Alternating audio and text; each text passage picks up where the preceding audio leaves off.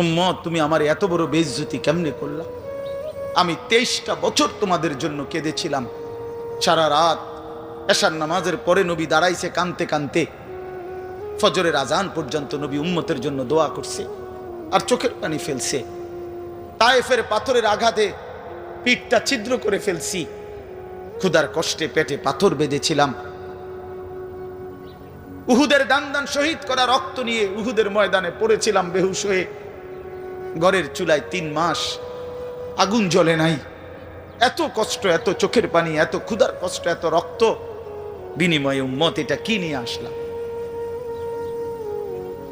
নামাজ কই, সেজদা কই, রুকু কই, ফজর জোহর আসর মাগরিব এশা কই, হারাম থেকে বাঁচা কই, হালাল উপার্জন কই, জিকির কই, তেলাওয়াত কই, আমার সুন্নত কই? কেমনে এমনে ভুলে গেলাম উম্মত? আমার এত বড় বেইজ্জত